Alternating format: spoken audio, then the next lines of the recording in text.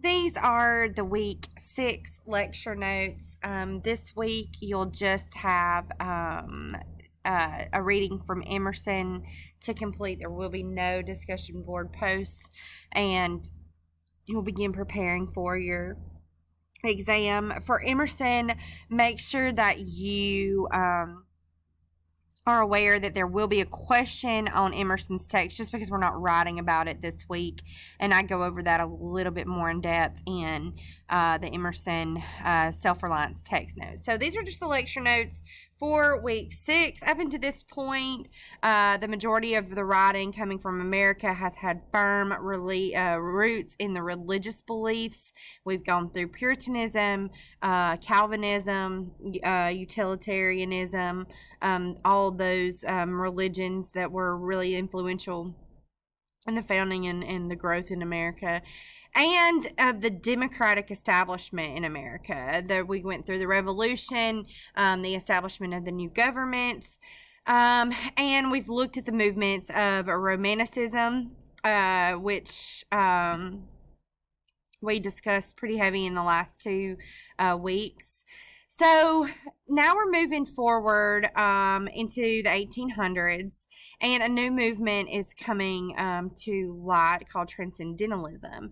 And so by the 1830s or so, many of the people that lived in New England, especially those of the younger generation, I'm not talking about like teenagers, I'm talking about younger adults in the 20s and the 30s, they felt that they were having a disconnect from the Puritan religion that they had been raised up with. And so they felt that religion, the Puritan religion, had become cold and impersonal.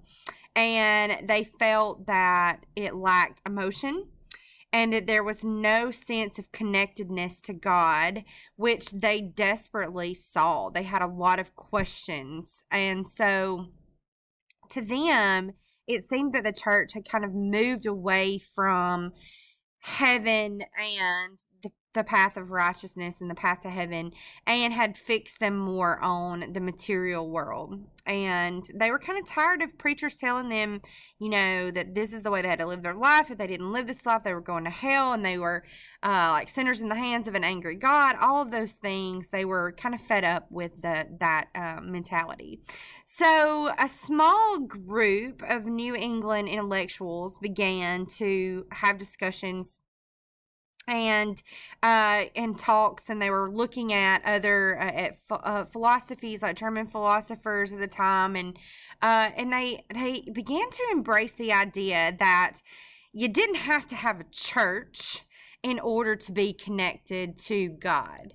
That was not something that was necessary to be religious, and that really communing with nature, being outside in the things that God had created, that was the portal with which they could find the answers to their questions. They felt that we, or as a people, we could transcend or rise above the material world that society was pressing upon us simply by accepting our own truths, the things that we know inside, our intuitions about God and nature and experience. And so the basis of that is that we should rely on ourselves in our thinking, trusting in ourselves, believing in ourselves. And so that group relied kind of heavily on Ralph Waldo Emerson's text, Self-Reliance, as a kind of their manifesto of these beliefs. So Ralph Waldo Emerson went to Harvard University. He was licensed as a Unitarian minister after he graduated. He got married. His wife, Ellen, she died 3 years. He was very much in love with her, and she died 3 years after they got married from tuberculosis. And so Emerson had like a faith crisis at the time. He kind of fell out with God in that, his wife fell out with kind of the religious values that he had been taught to believe, that, where's God when my wife needed her? We lived a good life. I've been preaching and So he kind of had a faith crisis. He resigned from clergy, or resigned from preaching. He moved to Europe. And while he was there, he met several other literary figures of the time: Thomas Carlyle, Samuel Taylor Coleridge, and William Wordsworth, who were both poets. Wordsworth, very heavy into the Romanticism kind of movement, and more specifically, how the answers to all of life's difficult times and questions can be found in nature. And they had a profound influence on him. He returned back in 1833, and he began to give lectures on spiritual experience and nature, and ethical living.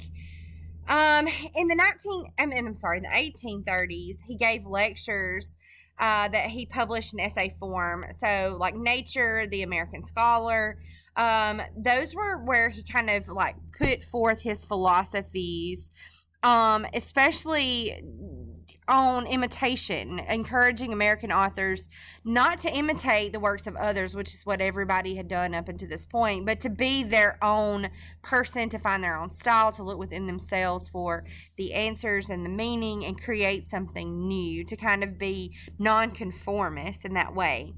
And so he wrote Self-Reliance, and it kind of became their manifesto on beliefs. The transcendentalists, the American transcendentalists, believe that each individual could move beyond, or rise above or transcend, essentially is where the name and the title comes from, the physical world of the senses into a deeper spiritual experience through free will and intuition, by looking within themselves.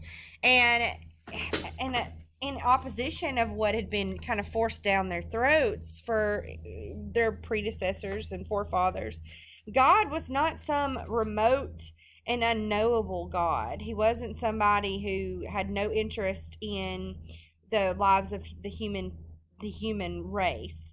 He was approachable and could be understood and could be communed with by looking into your own self, because he's within there, and to going into nature and finding a connection with him there. Okay?